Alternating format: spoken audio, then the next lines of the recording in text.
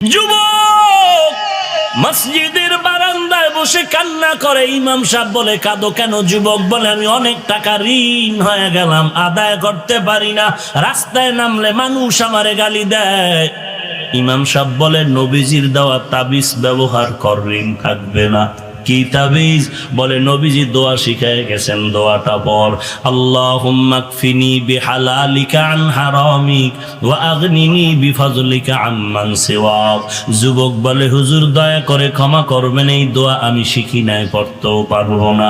ইমাম সাহেব বলে, তো আরো ছোট্ট আকারে একটা তাবিজ আছে নবীর শিখানো, পর ইস্তেগফারের আমল, আস্তাগফিরুল্লাহাল আযীম, আস্তাগফিরুল্লাহাল আযীম, আস্তাগফিরুল্লাহাল আযীম। এই আমলটা চালু রাখ, আল্লাহ কুদরতি ভাবে তোর ঋণ আদায়ের ব্যবস্থা করে দিবে। আর নগদ একটা পরামর্শ নেও, তোমার এখান থেকে বহুদূর একটা জঙ্গলের কিনারায় বড় লোকের বাড়ি আছে, ওই বাড়িতে গিয়া বড় লোকের কাছে যদি হাত বিছাইতে পারো, অল্প যদি দেয়, তুমি অনেক কিছু পেয়ে যাবা, তোমার ঋণ আদায় হবে, সংসারও চলার রাস্তা হবে।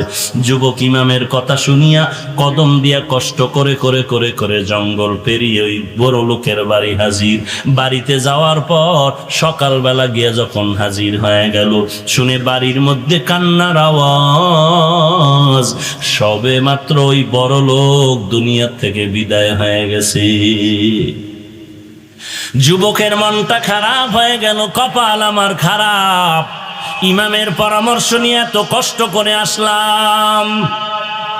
যুবক কান্না, আমার কপাল এত খারাপ, ক্লান্ত হয়ে গেল, দীর্ঘ পথ সফর করে আসাতে ক্লান্ত হয়ে মাটিতে ঘুমায় পড়লো।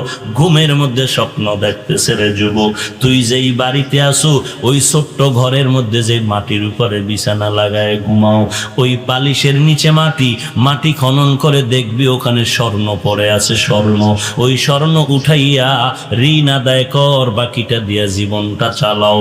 যুবক স্বপ্ন দেখে উঠার পরে চিন্তায় পড়ে গেল, কি দেখলাম, এই স্বপ্নটা যদি বাড়ি বসে দেখতাম, এখানে আমার কষ্ট করে আসা লাগতো না। আল্লাহ জানায় দেয়, এক হাতে যেমন তালি বাজে না, বিনা বাতাসে নদীর পানি নড়ে না, বাচ্চা না কানলে মা যেমন দুগ্ধ দেয় না, বান্দা চেষ্টা না করলেও বন্ধ দরওয়াজার তালা খুলে না। हर गोरी देने के तू तैयार है, जो न मांगे उससे तू बेजार है, गर तवक्कुल मी कुनी हर सुबह शाम, मेरा सानाद रिज़्क़े तू अज़ला मकाम। एरे नबीर उम्मतेर दल, আল্লাহ বলেন, আমার কাছে চাইতে দেরি পাইতে দেরি নাই, তবে দুইটা জিনিসের মাধ্যমে চাইতে হবে, বিসবরি ওয়াস সালাহ। এক নম্বরে ধৈর্য, দুই নম্বরে হলো নামাজ। ধৈর্য আর নামাজের মাধ্যমে চাও, আল্লাহ তাআলা দরজা খুলতে দেরি করবে না রে গোলাম। ধৈর্যের সাথে চাইবা, আল্লাহ দরজা খুলে দিবেন। ওরে আল্লাহর গোলাম, সফরে রওনা হয়ে গেল বান্দা, মক্কায় হজে গেল। হজে যাওয়ার পরে বান্দা যুবক মানুষ এমন গরিব অবস্থা হয়ে গেল, দুর্ভিক্ষ চলে মক্কার জমিনে, খানা নাই, পানি নাই, এত কষ্টের জীবন ওই মক্কার জিন্দেগি। আল্লাহর বান্দা যুবক, খানা নাই, যা টাকা নিয়েছিল তাও শেষ হয়ে গেল, এখনো সফর শেষ হয় নাই। ওরে নবীর উম্মতের দল, বান্দা হোটেল থেকে, ঘর থেকে বাইতুল্লাহ রওনা, দুর্ভিক্ষ চলতেছে, হঠাৎ রাস্তায় হাঁটতে গিয়ে দেখে একটা স্বর্ণের হার মক্কার কিনারায় রাস্তায় পড়ে আছে। আল্লাহর বান্দা একদিন দুদিন না, বহুদিন ধরে না খেয়ে আছে, হঠাৎ করে স্বর্ণের হার পাইয়া দিলটা খুশি, কিন্তু ধরে না, কার জিনিস ধরিয়া আবার আমানত রক্ষা করতে না পারলে আমার জাহান্নামে যেতে হবে। যুবক না ধরিয়া সামনে চলে গেল, আবার ব্যাক করলো, আমি যদি পাই, আমি যদি আমানত রক্ষা করে জায়গা মতো দিতে পারি ভালো হবে, কিন্তু কোনো চোর ডাকাতে পেলে তো নষ্ট করে ফেলবে। যুবক এই চিন্তা করে স্বর্ণের হারটা হাতের মধ্যে নিয়ে নিল। নেওয়ার পরে তার হোটেলে নিরাপদে জায়গায় রেখে আবার ঘুরতেছে, কার হাড়কে যেন তালাশ করে তারে ধরে নিয়ে যাও। হঠাৎ যুবক হাতটা ঘরের মধ্যে রেখে মক্কার কিনারায় এসে শুনতেছে কে যেন এলান করে, খুঁজিয়া দেখে এক পাগড়িওয়ালা আল্লাহর বান্দা চিল্লায় বলে, স্বর্ণের একটা হার আমার হারিয়ে গেছে, কেউ যদি পাও একটু আমাকে দাও, আমি তোমাকে 100 দিরহাম হাদিয়া দিব। দুর্ভিক্ষের সময় যুবকের পেটে খানা নাই, বড় কষ্টের জীবন। আল্লাহর বান্দা পাগড়িওয়ালার হাত ধরে বলে চলেন। আল্লাহর বান্দা যুবক পাগড়িওয়ালাকে নিয়ে নিজের হোটেলে গিয়া বলে, এই জিনিসটা আপনার নাকি? বলে হ্যাঁ। কয় নিয়ে যান।